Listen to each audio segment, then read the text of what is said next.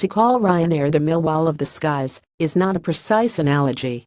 While the Irish Airlines bosses may currently share with the fans of the South East London Football Club the sense that nobody is especially fond of them, Ryanair is rather better placed than mid-table in the championship. Even with 25 planes grounded through the winter because of a shortage of available pilots, the airline will carry 129 million people this year. That's about 15,000 times the average home attendance at Millwall FC's Den. In the European Airlines League, Ryanair is comfortably ahead of the Lufthansa Group, the British Airways IAG family, Air France-KLM and EasyJet. Rivals have reveled in Ryanair's misfortune as a management foul-up degenerated into an unholy public relations shambles. But though the Irish airline has been chastised in uncivil terms by the Civil Aviation Authority (CAF) for misrepresenting passengers' rights, competitors know that every carrier will be poorer for the events of the past 2 weeks. Unusually, Ryanair has been on the back foot throughout the sequence of sudden cancellations and mass groundings.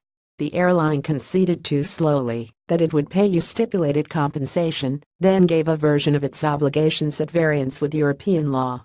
Ryanair promised that, after cancelling 2,100 flights, at the time, a boggling number, its winter schedule was secure. But then the airline discovered that the staffing issue ran deeper and grounded a further 18,000.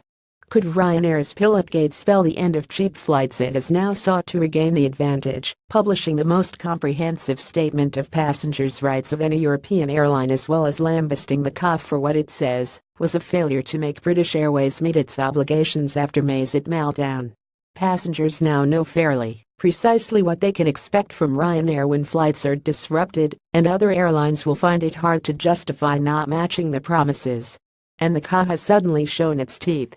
By dinner time on Friday, a fortnight after the pilot crisis broke, the authority's chief executive said it appears that Ryanair has now capitulated. Wounded, the airline is probably at its most dangerous to rivals. While pilotgate will, in the long term, probably push up airfares because of higher costs, during the coming months prices will plumb new depths. That is great news if you plan a short break within Europe, but terrible if you have the job of steering an airline over the barren wastes of winter. It makes the job of a football manager look positively permanent. More about Ryanair's Civil Aviation Authority reuse content.